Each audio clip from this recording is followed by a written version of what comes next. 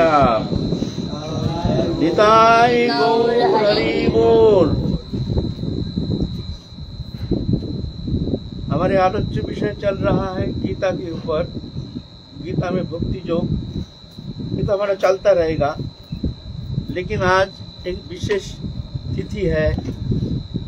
बंगाल में आए थे एक महापुरुष, वंशीदास बाबा नाम से विख्यात हैं।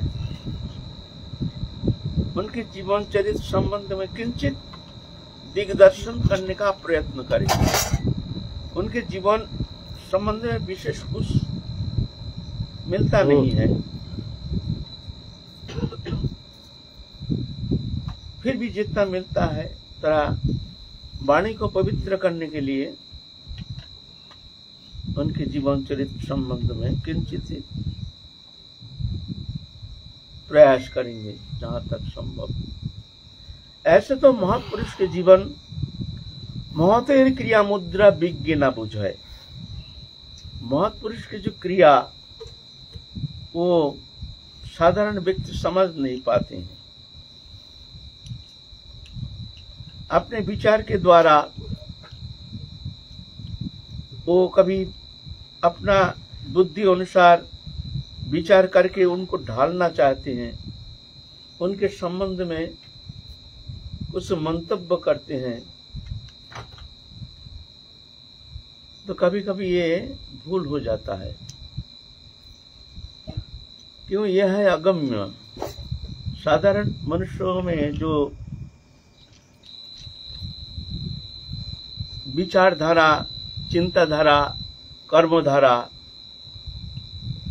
महापुरुष में कभी कभी व्यतिक्रम दिखने में आता है। वो व्यतिक्रम देख करके कभी अगर कोई अपने विचार बुद्धि अनुसार उनके संबंध में कुछ मंतव्य करते हैं तो कभी कभी भूल हो जाता है, कभी कभी महत अपराध होने का भी संभावना रहती है।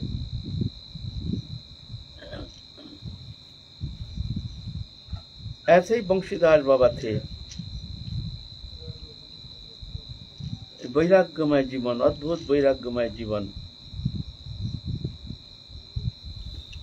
ऐसे वैराग्यमय जीवन साधक जीवन में बहुत कम दिखता है। वैराग कब होता है?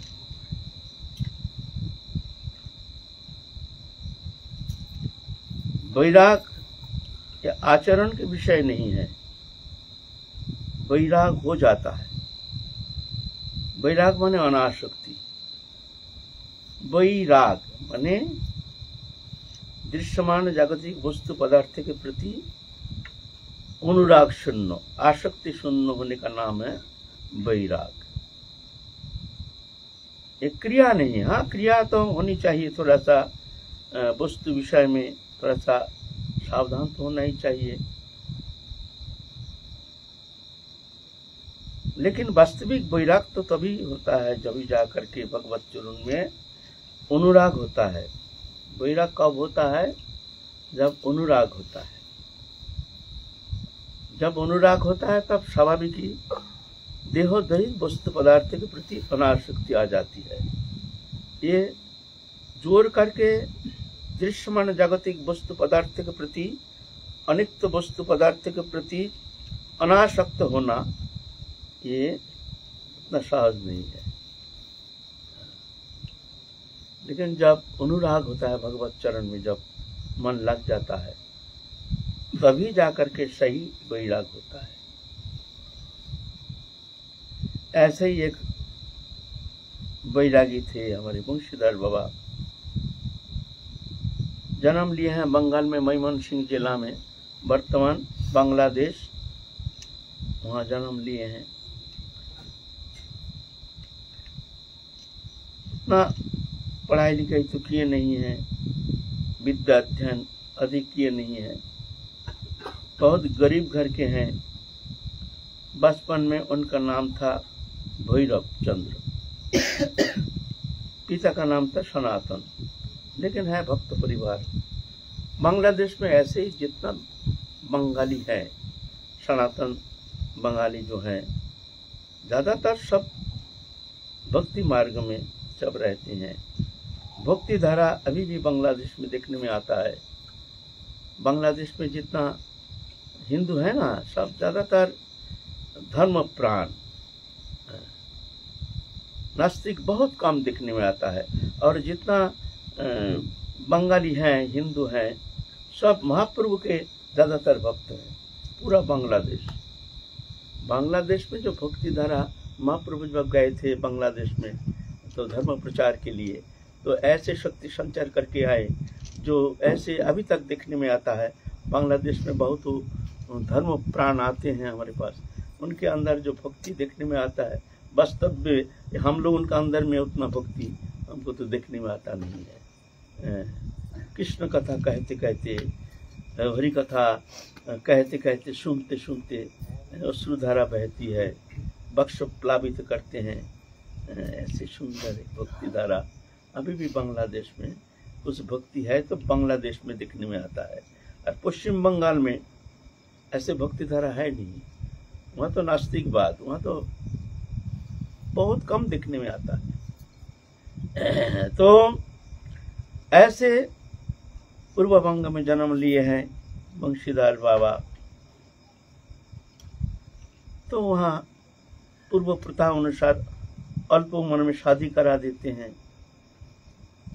शादी करा दिए हैं। लेकिन संसार में कोई आसक्ति नहीं, हर समय हरि कथा, हरि चिंतन, साधु संग, सत्संग, इसी में उनकी ज़्यादा अनुराग। माता बहुत दुखी हो गए हैं जो ऐसे हमारे बेटा है, लेकिन ये संसार के प्रति इतना उदासीनता देख करके बहुत चिंतित हो गए हैं। जैसे हो उनके मन को ऐसे प्रभावित करो, जैसे उनके मन संसार के प्रति कुछ आसक्ति दिखने में आ जाए, वो तो पूरा ही अनासक्त दिखने में आता है। लेकिन बहुत कोशिश करने के बाद भी बंशीधर बाबा जो भैरव चंद्र, उनके भीतर कोई किंचित मात्र संसार के प्रति आसक्ति दिखने में आया नहीं, उनको अच्छा लगता ही नहीं। जिसके मन कृष्ण रंग में रंग जाता है, भगवत चरण में जिनका अनुराग हो जाता है, तो संसार के प्रति आसक्ति थोड़ी रहती है। हमारे जो संसार के प्रति आसक्ति, उसका कारण क्या है? ना भगवत चरण में अनुराग ना होने का कारण। भगवत चरण में अनुराग होने से जहाँ रोशनी रहती है वहाँ अंधकार रहता नहीं, और रोशनी होने से ऑटोमेटिक अंधकार रहेगा नहीं। अंधकार भी है, रोशनी भी है, ऐसा तो होना संभव नहीं। रोशनी है तो अंधकार रहेगा नहीं, अंधकार है तो ये समझना चाहिए रोशनी है नहीं। हमको संसार की दृश्यमान वस्तु पदार्थों के प्रति आसक्ति है, अच्छा लगता है, देहोदैहिक वस्तु पदार्थों के प्रति हमारे मोह है, और उधर भगवत चरण में भी हमारे तीव्र अनुराग है। ऐसे जो कहते हैं वो मिथ्यावादी है, ऐसा होता नहीं। दोनों का ऐसे संयोग ऐसे संभव नहीं है। संसार है अंधकार और भगवत विषय है रोशनी। ये दुखदायी है, वो आनंददायी है। ये बंधन है, वो मुक्ति है। दोनों विपरीत धर्मी, दोनों से कोई तालमेल नहीं है। तो दृश्यमान जागतिक वस्तु पदार्थ से अगर अनासक्ति लाना है तो जा करके भगवत चरण में मन को लगाओ।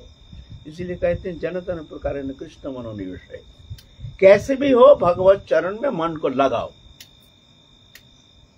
अगर मन लग गया तो ये संसार विषय वस्तु पदार्थ के प्रति तुम्हारे आसक्ति ऑटोमेटिक हट जाएगी, अच्छा लगेगा ही नहीं।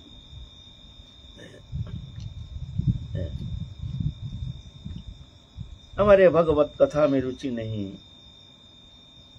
कीर्तन में रुचि नहीं, भजन में रुचि नहीं। जो भी करते हैं वो एक यंत्रवत, एक क्रियात्मक, भावनात्मक नहीं है। इसका कारण क्या है? कारण रुचि की कमी है। तुलसी पिछले पाप से हरि कथा ना सुहाए, जैसे ज्वार का वेग से भूख विदा हो जाए।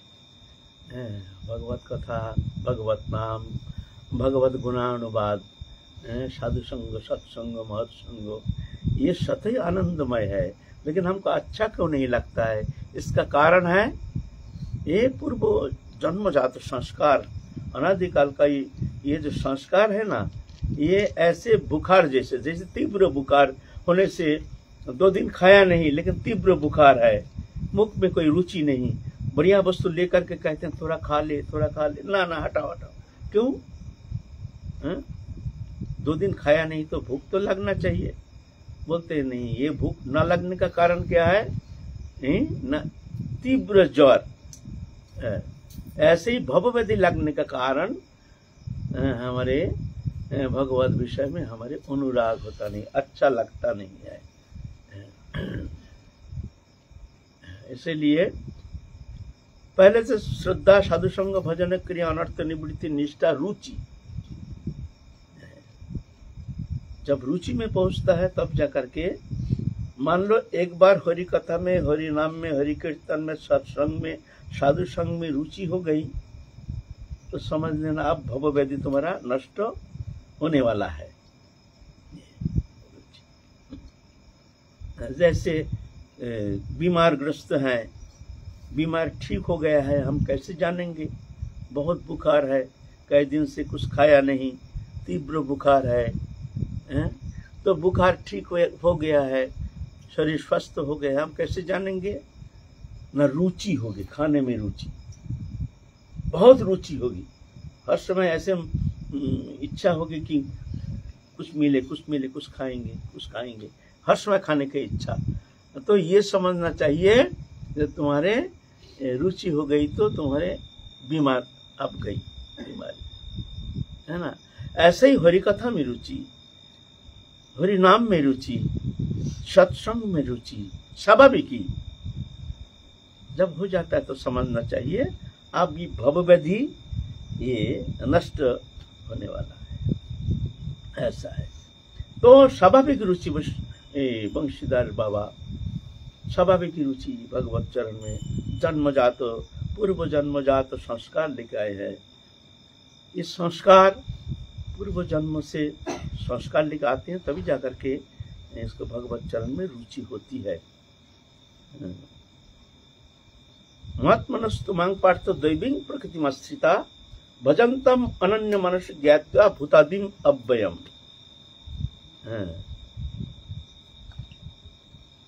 महात्मनस्तु मांग पार्थ दैवीं प्रकृतिमस्थिता, ये दैवी प्रकृति लेकर के जो जन्म लेते हैं वो जाके तीव्र भजन कर सकते हैं। सबके द्वारा तीव्र भजन थोड़ी संभव है, पूर्व जन्म का संस्कार रहना चाहिए। यहाँ पे क्षमा करिए, जिज्ञासा है, मान लीजिए मेरा संस्कार नहीं तो मैं क्या तीव्र भजन कर नहीं सकता? क्या मुझसे होगा नहीं? देखो, तीव्र भजन एक तो क्रियात्मक, एक है भावनात्मक। क्रियात्मक है चोर करके करते हैं, हमारा मन नहीं लग रहा फिर भी दरवाजा बंद करके नाम कर रहे हैं, चिंतन करने का चेष्टा करते हैं, वहाँ लगता नहीं, मन एक बार कहीं इधर भाग जाता है, कहीं उधर भाग जाता है, ऐसे जोर करके हम करते हैं। लेकिन यह है क्रियात्मक। भावनात्मक है स्वाभाविक, एक अंतःकरण की वृत्ति जो स्वाभाविक हो जाती है, जिस स्थिति में भजन छोड़ के कोई भी वस्तु पदार्थ तो उसको अच्छा लगता ही नहीं। हर समय मन होता है एकांत बैठ करके दिन भर भजन करूं, एक स्वाभाविक ही अंतःकरण वृत्ति। ये जो है ये स्वाभाविक, ये पूर्व जन्म संस्कार जातो। जेसंग तंतगतं पापं जननाम पुण्य कर्मनाम ते दंदर मोह निर्मुक्त भजन्ते मांग दृढ़व्रता, गीता कहते हैं। जेसंग तंतगतं, अंतगत पाप, पूर्व जन्म का जो पाप प्रवृत्ति, पाप कर्म अनुष्ठान करने का कारण उसका संस्कार है, कुकर्म करने के कारण उसका संस्कार बन गया है। लेकिन वो संस्कार पूर्व जन्म में साधु संग सत्संग के माध्यम में मंगलमय कर्म अनुष्ठान के द्वारा, भगवत उपासना के द्वारा अंतःकरण शुद्ध हो गया है। जेसंग अंतगतम पापम जननम पुण्य कर्मनाम, पुण्य कर्म माने मंगलमय कर्मों के द्वारा नष्ट हो गया है। ते द्वंद्व मोह निर्मुक्तो भजन्ते मांग दृढ़व्रता, वही द्वंद्व मोह निर्मुक्तो जा करके हमारे भजन कर सकते, तीव्र भजन कर सकते। लेकिन ऐसे संस्कार जिसका है नहीं, हाँ भजन होगा, ऐसे ही होगा अगर वो सत्संग में रहते हैं, साधु संग में रहते हैं, महत पुरुष के सान्निध्य में रहते हैं, तो महत कृपा से हो सकता है। अगर ऐसे संयोग नहीं मिलता है, साधु संग मिलता नहीं है, तत्सहित बहिर्मुख लोगों का संग ज्यादा है, अधिक है, भजन करने का मौका नहीं, इस स्थिति में तो तीव्र भजन ये चिंता के अगम्य है। तीव्र भजन होना कदापि संभव।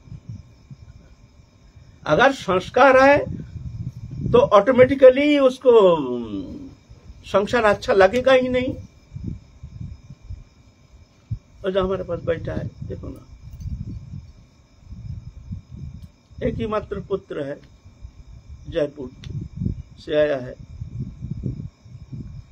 माता पिता है, रोते रोते बेटा हमारा एकमात्र पुत्र है, बाबा घर छोड़ के आ गया है, हमारे पास आए हैं, रो रहे हैं, अच्छा नहीं लगता है। संपन्न घर है, सब वस्तु सब है, भोग्य पदार्थ की कोई कमी नहीं है, लेकिन हम तो कह दिया, चला भी गए, फिर भाग के आ गया। वो देखो बैठा हूँ, पीछे बैठा है, हमको बोलते हैं बाबा हम घर में माता पिता के एकमात्र पुत्र है, इसमें हमारा दोष क्या? बताओ, ये है उत्तर। हमको रो रो के कह रहा जो हम कैसे अद्भुत अद्भुत उत्तर। हम माता पिता के एकमात्र पुत्र है, तो इसमें हमारा दोष क्या? बड़ा अद्भुत लगा उसका उत्तर सुन करके। अब रो रहे हैं हमारे पास बैठे बैठे, भाग के आ गया। अच्छा नहीं लगता है संस्कार, क्या करेगा? कश्य के पति पुत्राद्या मोह ये वही कारणम। इस संसार में कोई किसी का नहीं, मोह ही एकमात्र कारण। ये समझने के लिए भगवत कृपा चाहिए, महत कृपा चाहिए, तब तक महत कृपा से उसके ही बोध होता है। तो आते हैं हम वंशीधर बाबा की जीवन चरित। तो दृश्यमान जागतिक वस्तु पदार्थ ये वंशीधर बाबा को आकर्षित करने में असमर्थ हो गया, सब छोड़ छाड़ के चले आए हैं नवद्वीप में। नवद्वीप में आकर के गंगा के किनारे में एक झोपड़ी बना करके रहते हैं। उनके निताई गौर ठाकुर जी है, भिक्षावृत्ति करके निर्वाह करते हैं। पहले तो माधुकरी करते थे, फिर माधुकरी में ऐसे शुद्धता है नहीं, तो माधुकरी छोड़ करके अब भिक्षा करके कुछ बना करके ठाकुर जी को भोग लगाते थे। दर्जा फर्जा नहीं था उनका, ठाकुर जी को ऐसे ही रख के चले जाते थे। सब कहते थे तुम अरे बंद करके जाना चाहिए, मंदिर तो बंद करके जाना चाहिए, तुम ऐसे छोड़ छाड़ के जाते हो।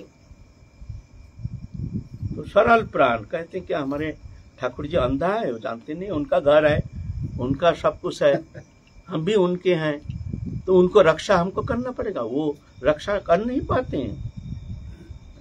यह है उत्तर। तो प्राणावंत है, ऐसा थोड़ी है ये सिर्फ एक विग्रह है। कभी कभी गाय भैंस आकर के तस नस कर देते हैं, भिक्षा करके आके गाली गालोस करते थे ठाकुर जी को, बड़े जम के गाली गालोस करते थे। तुम देखते नहीं हो, अंधा हो, ऐसे हो, तुम अपना रक्षा नहीं कर पाते हो, हमको तुमको रक्षा करना पड़ेगा। तुमको हम रक्षा करेंगे, हमको कौन रक्षा करेगा? तो हमको कौन रक्षा करेगा? ऐसे खूब गाली गालोस करते थे। ऐसे उनके भजन पद्धति। इस तरह से ठाकुर जी की सेवा, वो भी बाजार से जा करके जो फेंक देते थे वस्तु, जो सब्जी वाला फेंक देते थे, वहाँ से उठा के लाते थे, ला करके जो छाट छूट के जो थोड़ा सा बच जाता है जो खाने लायक है, ऐसे इस तरह से सब्जी उब्जी बना करके कोई रकम ठाकुर जी को भोग लगाते थे और बड़ी जम के रोती थी। इस तरह से भजन करते थे। एक बार क्या हुआ, एक जन एक सोने का हार दे गया ठाकुर जी को, हार दे गया, चोर आके वो तो चले गए भिक्षा करने, दरवाजा खुला है, हार पहने हुए हैं भाई, ऐसा थोड़ी रहता है। चोर आके हार को लेके चले गए, आके देखते हार नहीं है और गाली गालो शुरू किए, बता किसको दिया है, हार किसको दिया है, बता जल्दी बता। डांड डाली के तारण करते हैं, बता। धूप में बैठा के रखते थे उनके ऊपर, अद्भुत कैसे भक्तों के भावधारा कैसी है। कभी कभी धूप में बैठे के रखते थे, बता जल्दी बता, जल्दी बता किसको दे दिया हार, किसको दिया है हार बता। तो ठाकुर जी ने बता दिया, फलाना जगह जाओ, वहां ले गया।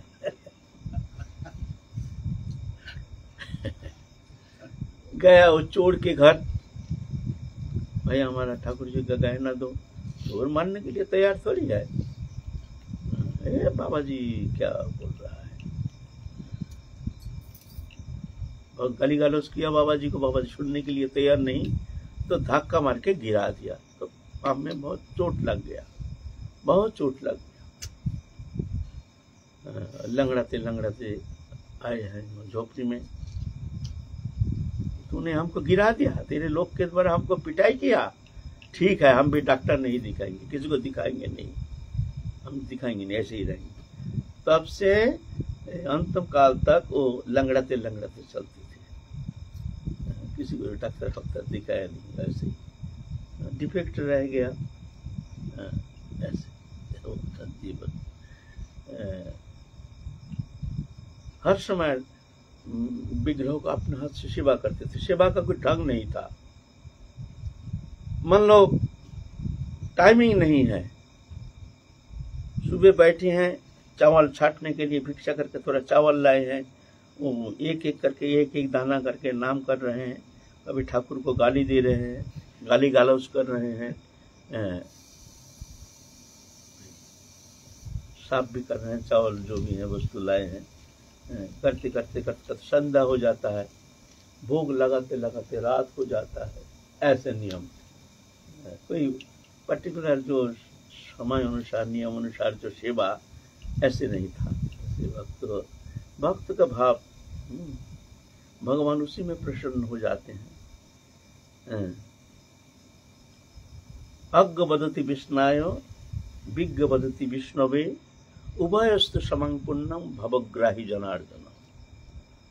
भगवान सिर्फ भाव को लेते हैं, वो ना वस्तु देखते हैं ना क्रिया देखते हैं, वो तो अंतर का भाव को देखते हैं बस। पत्रं पुष्पं फलं त्वं जो मे भक्त प्रजिच्छ, जो मे भक्ता प्रजिच्छति तदहं भक्त परितमस्नामि प्रजितात्मनः।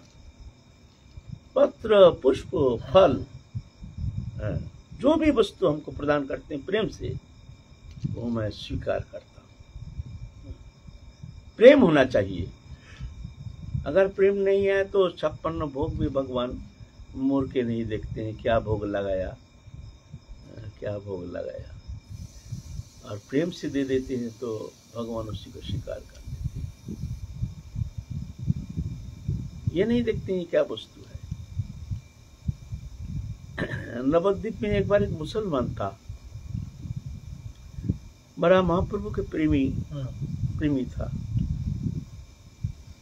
तो उसने क्या करते थे, जो भी फसल उगता था वो पहले जो है, पहले वस्तु ला करके, फसल ला करके महाप्रभु के मंदिर में देते थे, महाप्रभु के सेवा के लिए।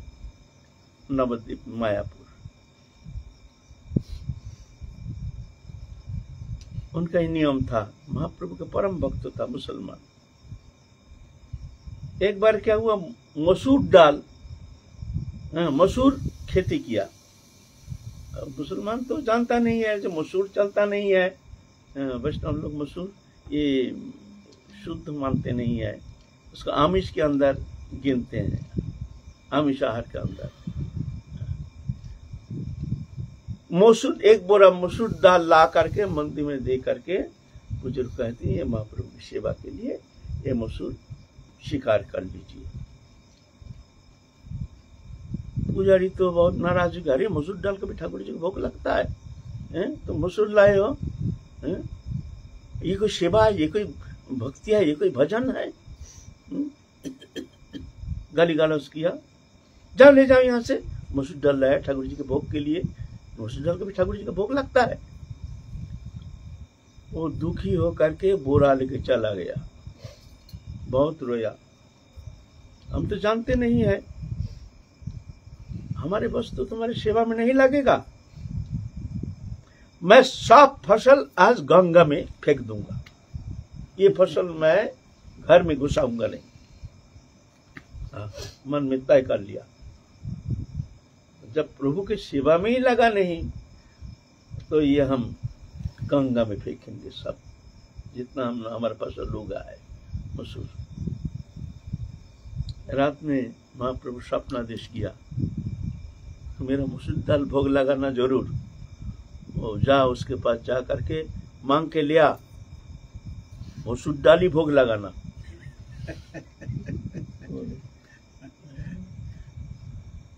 भावग्राही जनार्दन, भगवान भाव का शिकार करते हैं, वस्तु नहीं, है ना।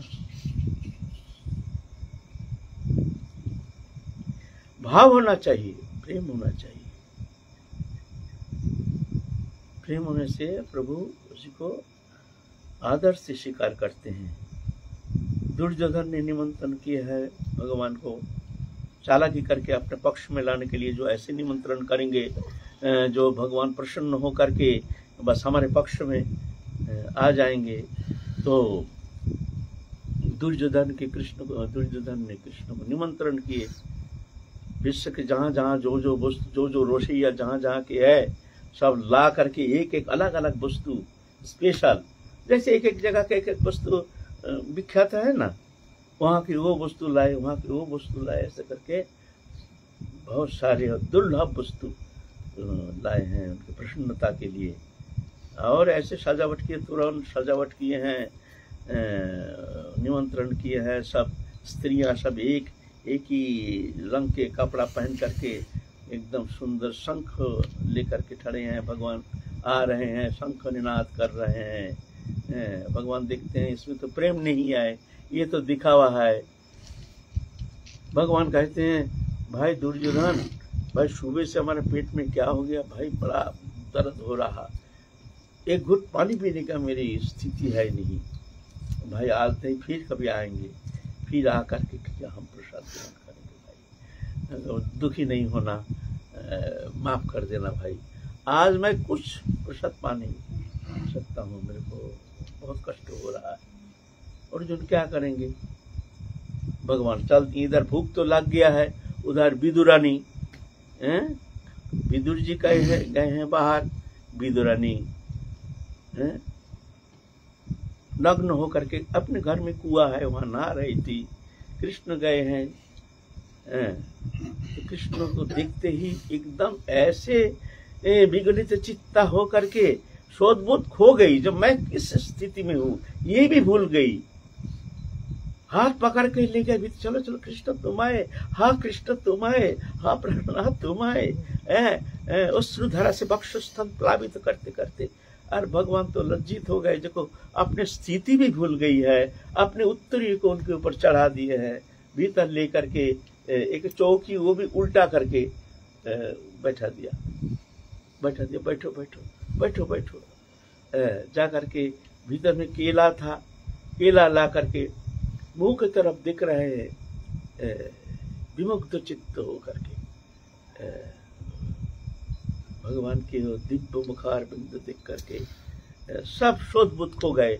केला का छिलका लेकर के गूदा को फेंक रहे और छिलका को खिला रहे, ख्याल नहीं जो हम क्या खिला रहे हैं, ख्याल नहीं भगवान का। भगवान भी शुद्ध बुद्ध खो गए और विदुरानी भी ऐसे भगवान छिलका को खा रहे हैं। इतना विदुर जी आ गए। विदुर जी आकर के देखते हैं घर में गूदा पड़ा हुआ है, छिलका है नहीं। बस छिलका पड़ा रहने से तो ऐसे पता चलता जो केला खाया है किसी ने, लेकिन पड़ा है गूदा, छिलका है नहीं। ये तो बड़ी अद्भुत बात है। भीतर में जा करके देखते हैं अद्भुत दृश्य। एकदम शुद्ध बुद्ध खो गई है विदुरानी और कृष्ण को सिर्फ चंद्रमा दर्शन कर रहे हैं अपलक नेत्र से, जैसे उनके मुख चंद्रमा पान कर रहे हैं अमृत सुधा, अश्रुधारा बह रही है।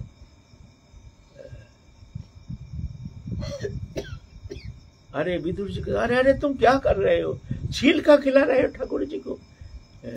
जब होश आया, अरे मैं तो सही से मैं तो छिलका खिला रहा हूँ। रोना शुरू किए। फिर केला लाए तो बोलते नहीं नहीं अब तो हमारा हो गया, अब पूरा तृप्ति।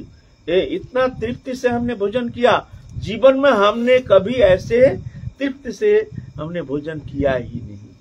आज मैं जीवन में सबसे तृप्ति से हमने भोजन किया। नहीं तो भावग्राही जनार्दन ना, भगवान वस्तु को देखते नहीं है, वो देखते हैं मन को ना। तो बंशीधर बाबा इस तरह से भोग लगाते थे, इस तरह से भिक्षा करके लाते थे। स्थूल भिक्षा नहीं लेते थे, कोई दान देने से दान नहीं लेते थे।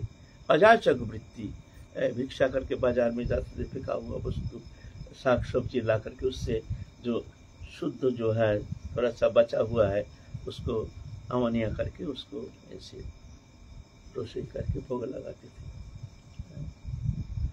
संत का एक लक्षण है,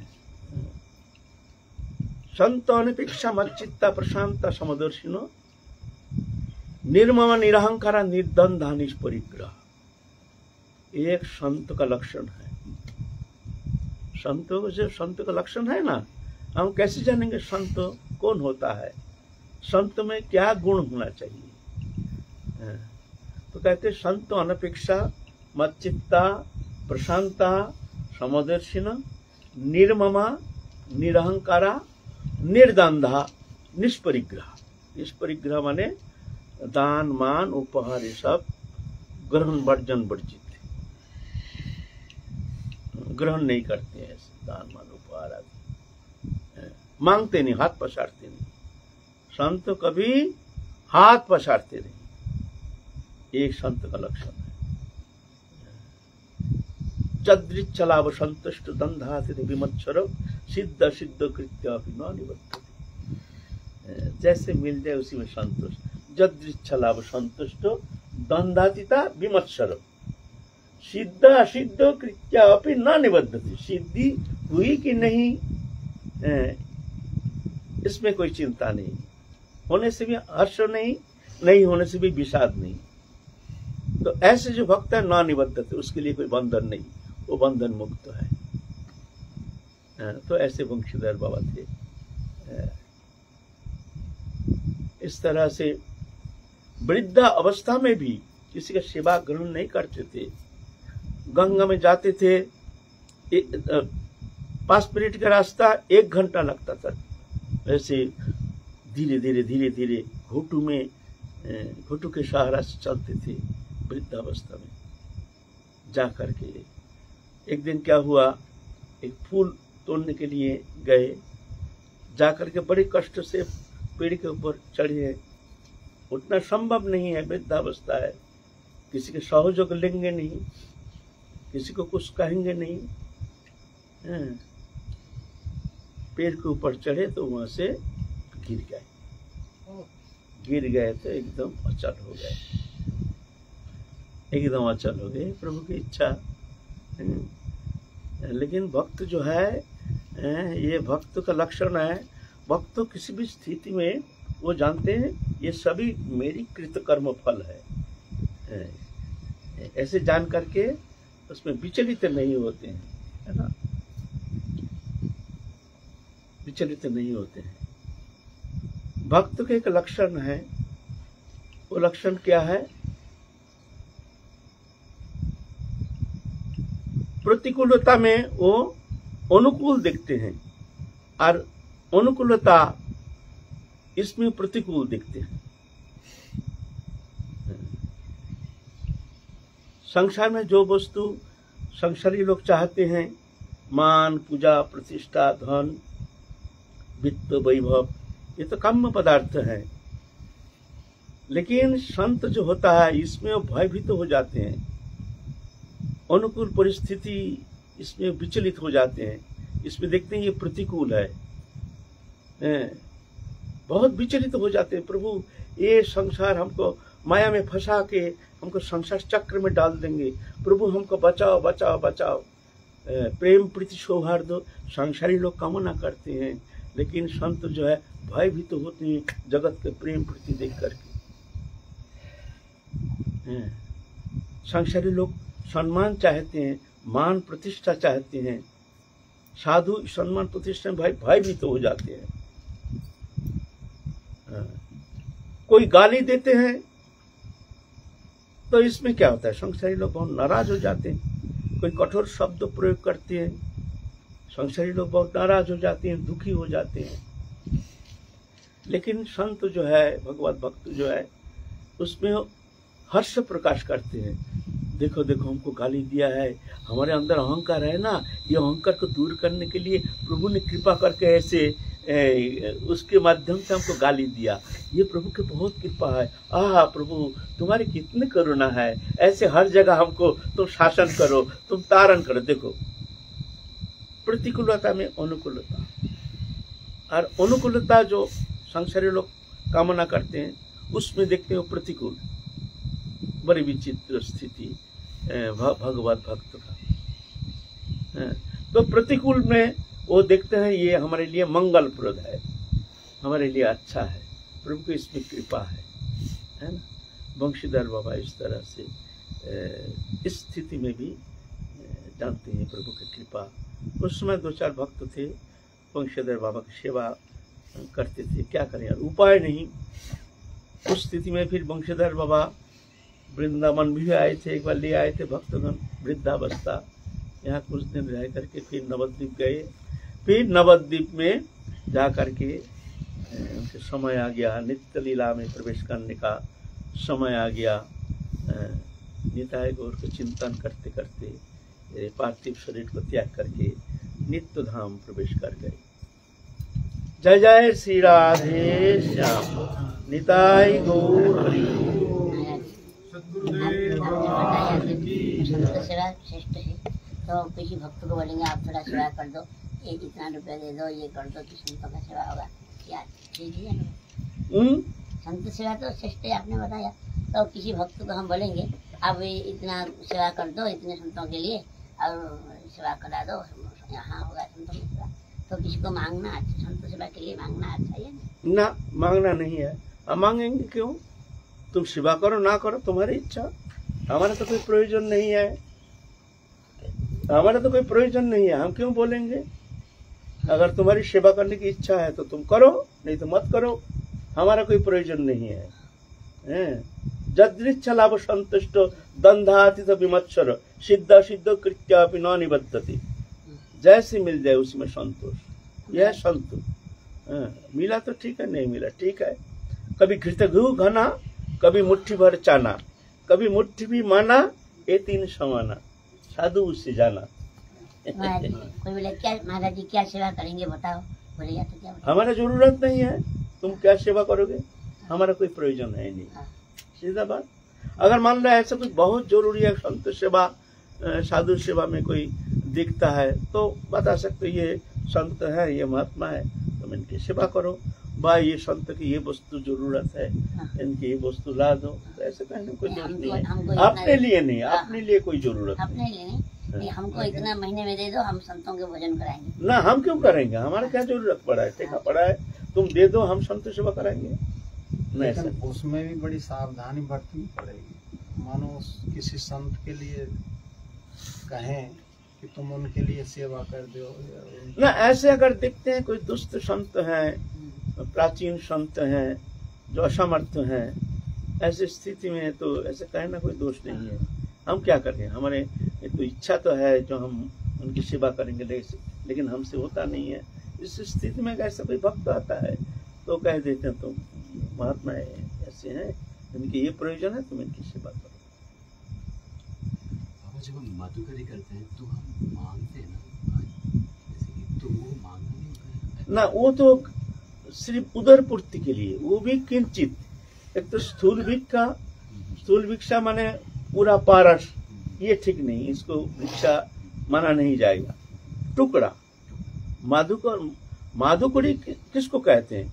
मधुकर वृत्ति। मधुकर माने भंवरा एक एक फूल से एकदम थोड़ा थोड़ा शहद लेकर के वो बनाता है, अपना घर बनाता है ना, संचय करता है ना। ऐसा ही मधुकर वृत्ति माने एक एक घर से थोड़ा थोड़ा, बिल्कुल कम से कम संग्रह करके फिर उसके द्वारा वो निर्वाह करना, यह माधुकरी शब्द वहां से आया है। मधुकर वृत्ति, मधुकर माने भ्रमरा।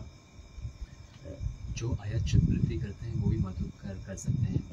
जो आयाचित वृत्ति में है वो भी मधुकरी कर सकते हैं, है ना। जो आयाचित वृत्ति में, अयाचित वृत्ति में जो मधुकरी वृत्ति कर सकते हैं। कोई भी 4 रोटी दे देते हैं, मधुकरी के लिए जाते हैं, 4 रोटी दे देते हैं एक साथ। 4 रोटी नहीं लेना चाहिए, मना है। 1 रोटी या आधी रोटी लेना चाहिए। तो खुश लगता है यार, 4 घर, बहुत घर में घूमना पड़ता है, एक बार घर में मिल। आजकल क्या होता है, आजकल तो ऐसा हो जाता है, कभी कभी ऐसा कोई भक्त घर है तो ले लेते हैं, ऐसा बात नहीं है। लेकिन नहीं लेना अच्छा है, उत्तम है, वो और पवित्र है। और स्थूल एक घर में 4 रोटी 4 परोठा दे बाबा बहुत प्रिय है। जैसे हम जाते थे जब भानुपुर में, आज से 40 साल पहले भानुपुर में रहते थे हम, बहुत एकांत में अकेला रहते थे, और भिक्षा बेचती करके। तो एक मैया थी, तो हम जाते थे ना, हमारे लिए सब्जी लेने का कोई डिब्बा नहीं, तो मैया ने एक कटोरा, रोज कटोरा में सब्जी भर के रोटी दे करके गरम, फिर हमारा तबीयत खराब हो गया तो प्रतिदिन गरम करके 1 गिलास दूध, 1 लोटा लाए हमारे लिए अलग, प्रतिदिन देती थी। ऐसा ब्रजवासी बहुत प्रेमी होते हैं, ऐसे नहीं। लेकिन जहां तक हो कम से कम इतना तो ठीक है, ज्यादा नहीं। कुछ ना आपके पास जो प्रश्न आते हैं, जब तक ज्ञान नहीं हुआ है मन को, हम क्या है ज्ञान नहीं हुआ है, अपना ज्ञान नहीं हुआ है, ज्ञान, हाँ, तब तक निर्णय कैसे कर सकते हैं कि करें नहीं करें।